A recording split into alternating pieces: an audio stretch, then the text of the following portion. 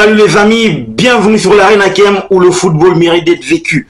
Avant que je ne puisse développer cette vidéo, commence par t'abonner, liker et partager la chaîne.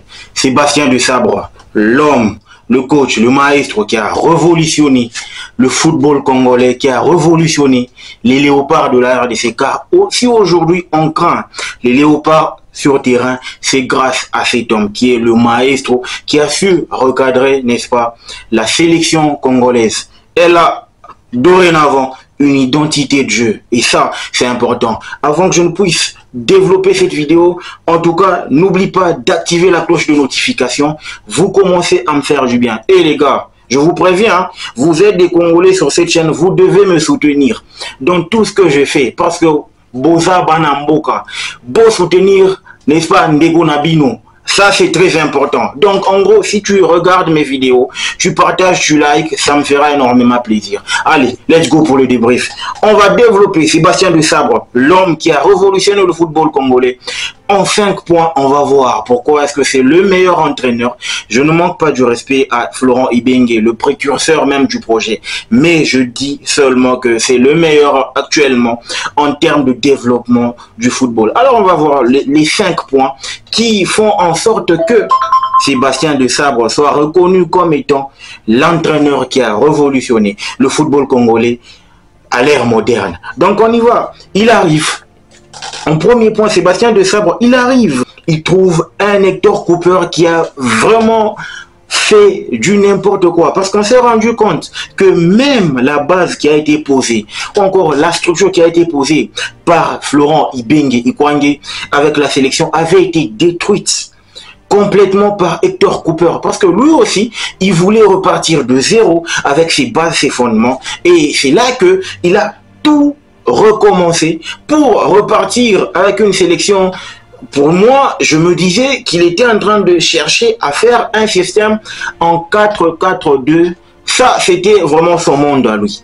Ça n'a jamais marché avec la sélection jusqu'à ce qu'il soit demi de ses fonctions, comme bien même qu'on nous dit qu'il a démissionné au soir de la défaite face au Maroc pour le compte des éliminatoires Coupe du Monde Qatar 2022. Il est parti. On se disait, on se demandait qui pouvait être là, qui pouvait prendre la relève. C'est là que la Fédé est allé nous chercher la perle rare du nom de Sébastien de Sabre. Il arrive. La première des choses, il dit, lui-même il dit, les amis retenez bien, il dit, voilà, dès qu'il arrive, qu'est-ce qu'il fait?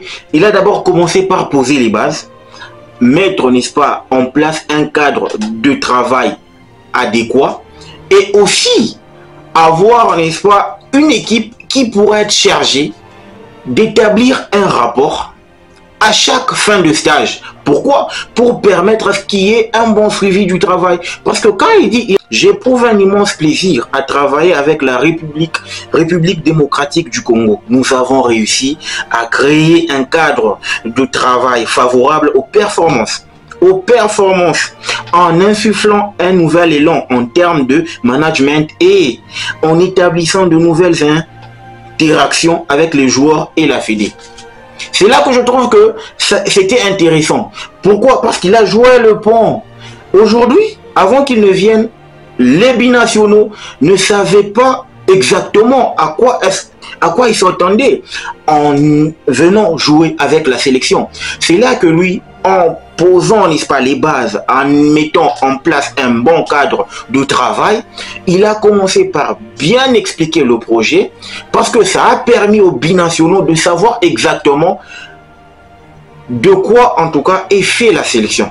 À partir du moment où ils sont impliqués, c'est quoi le projet, où ils vont, quoi, en tout cas, quel est le rôle de tout un chacun en venant jouer avec la République démocratique du Congo. C'est là que tu as commencé à avoir des résultats dès sa prise de fonction. Parce qu'il savait exactement ce qu'il venait faire. Et il renchérit pour dire, à chaque fin de stage, un rapport est produit dans lequel je partage mes réflexions et examine des axes d'amélioration. Nous cherchons à progresser d'un stage à l'autre afin de perfectionner et corriger les éléments qui ont été mal gérés. Vous avez bien compris la fin de la phrase, afin de perfectionner les éléments qui ont été mal gérés. On savait très bien que Seulement, on sait exactement que chaque sélection ou encore chaque entraîneur a son mode de travail. Alors lui, il voulait obligatoirement corriger les éléments qui ont été mal gérés. On sait très bien que le management était foutu. Tout le monde faisait n'importe quoi. Hector Cooper n'était pas dans un bon cadre. Et lui, en voyant cela, il s'est servi des faiblesses de son prédécesseur ou encore des failles, des conditions de travail de son prédécesseur pour établir un bon planning de travail. C'est ce qui lui a donné la possibilité de bien travailler avec cette sélection. Parce que vous allez vous souvenir que à partir du moment où il est arrivé, il a complètement aboli le 4-4-2 instauré par Hector Cooper et il est venu, il a installé son 4-2-3-1. C'est là qu'on a vu la différence parce que lui, c'est un gars qui préfère travailler avec un double pivot. Il aime sécuriser son milieu et en travaillant également avec de bons ailiers pour avoir dans le cœur du jeu un élément tournant, un élément qui est capable avec sa vista, qui est capable avec, n'est-ce pas, ses qualités techniques de pouvoir bien servir les ailes et aussi trouver le bon pointeur. C'est là que tu as remarqué que à chaque fois que Sébastien Desabre faisait sa compo, un gars comme Gaël Kakuta ne manquait jamais à jouer dans le cœur du jeu. Parce qu'il a su retrouver un bon équilibre au milieu de terrain avec Mutusami et Charles Piquel. On a vu, auparavant, il était en train de tâtonner, mais quand il a trouvé sa base, sa structure, aujourd'hui, on est capable de dormir et exactement, tu sais que tel va jouer à telle place, tel sera à telle place. C'est là que tu te rends compte qu'il a révolutionné, voilà, il a révolutionné le football. Il est focus en tout cas sur les changements majeurs. Il n'est pas statique. Ce qu'il a fait aujourd'hui, on avait Dylan lors de la CAN, mais aujourd'hui on se rend compte qu'on est en train de travailler avec Inonga Baka, même si lui aussi il a eu à goûter à l'atmosphère du groupe lors de la CAN. Il a joué face au Maroc dans la phase de poule. Donc en gros, tu te rends compte que aujourd'hui la concurrence elle est rude et elle est bonne pour le bon rendement de tout un chacun sur son poste. Et ça, à son poste. Et ça, c'est important. C'est là que moi je loue ses qualités. Il est tellement bon dans le management que personne ne se plaint. Tu vois, avec le schéma tactique bien établi, il a donné, n'est-ce pas, vie au football. Il a donné vie à la tactique congolaise. Aujourd'hui, on est grand. Aujourd'hui, il fait des choix forts. Si vous remarquez bien, il a commencé par avoir un œil sur les locaux et un œil sur des joueurs jeunes. Aujourd'hui, la discipline compte. On a des joueurs tels que Jackson Moleka, Ben Malango Ngita, Lile Poglodi, qui ne sont même plus appelés. Pourquoi? Parce que si tu ne corresponds pas à sa philosophie de jeu, si tu ne corresponds pas à sa philosophie de travail, entre autres la discipline interne, la discipline externe, ton mode de communication, etc., eh ben, tu paies les frais. Et ça, c'est important. Aujourd'hui, il a eu un impact positif sur des gars tels que Fiston Kalala Maele, sur des gars tels que Cédric Bakambu, Charles Piquel, Mutusami. Aujourd'hui, c'est la référence. Et quand on est en train de voir qu'il est en train d'intégrer des gars comme Edo Kaembe, qui était dans les oubliettes, mais aujourd'hui il est bien intégré dans la sélection. Il est en train d'intégrer Noah Sadi, qui n'attend beaucoup, Ngalael Mukao, etc. Tu te rends compte qu'il y a vraiment une bonne structure pour permettre à ce qu'il y ait une très bonne transition entre les cadres qui sont déjà bien installés et les nouveaux venus. Si tu remarques l'entrée de Noah Sadi qui te prouve à suffisance que le gars il n'est pas venu faire du tourisme, hein. Il est venu pour s'intégrer et au fur et à mesure il va être intégré et ça c'est le plus important les amis, c'est le plus important. À titre de comparaison, depuis que la RDC est RDC, en tout cas ça faisait 32 ans les amis que la RDC n'avait plus remporté 2 matchs successifs, en tout cas pour les éliminatoires d'une compétition, que ce soit la Coupe du Monde ou encore la CAN ou la Coupe d'Afrique des Nations. Et ça, c'est les qualités de Sébastien Desabre. C'est là que je trouve qu'il a révolutionné parce qu'aujourd'hui, il a su trouver une très bonne formule pour corriger les erreurs passées. C'est là que Claude Leroy rentre en jeu. Il dit Il dit la révolution du football congolais commence par la République démocratique du Congo qui confirme son retour sur le continent au devant de la scène. Sébastien Desabre en est le précurseur. Il a touché le mal qui rongeait. Ça rime avec la dernière phrase de Sébastien Desabre qui dit « On doit corriger les erreurs passées. » Ok? Il a touché le mal qui rongeait cette équipe depuis des années et aujourd'hui, jamais parler de grandes équipes sans mentionner la République démocratique du Congo. Je crois qu'il donnera le meilleur de lui-même. L'intégration des binationaux, ça se fait déjà de manière optimale et on se rend compte que personne n'est perdu. Il y a déjà un bon projet et on t'explique ton rôle, que ce soit sur et en dehors du terrain. Il n'y a plus de casse-tête. Mais aujourd'hui, il est plus facile. Il faut voir comment est-ce que ces gars mouillent le maillot pour l'amour de la patrie. La République démocratique du Congo n'est qu'à son début de son apogée. Dans 2 ou 3 ans, cette équipe sera de plus en plus redoutable. J'ai confiance. J'ai confiance au regard des potentialités qui sont regroupées dans cet effectif. Il a tout dit, les amis. On a un potentiel énorme. Il faudrait seulement... Vous savez, on a des joyaux. Il faut seulement qu'il y ait un gars qui peut vraiment polir, en tout cas, ces pierres qu'on a, afin que ces dernières puissent rayonner. Ça passe par bien rodé, bien huilé, n'est-ce pas? Le groupe qui est là, en vue de réaliser une très bonne performance d'ici 2 à 3 ans.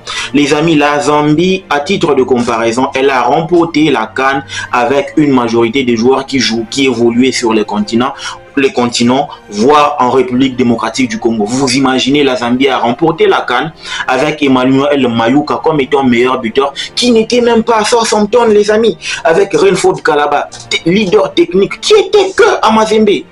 Vous voyez? Donc, rien n'est impossible à l'idée de voir Sébastien Desabre, n'est-ce pas, imposer de son impact. Déjà qu'on est en train de voir le travail qu'il abat avec le groupe, le travail qu'il est en train d'abattre avec cet effectif. Il y a de la qualité sur toutes les lignes, les amis.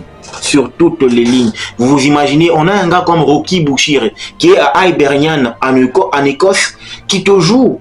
Mais aujourd'hui, il a pas encore grappillé quelques minutes.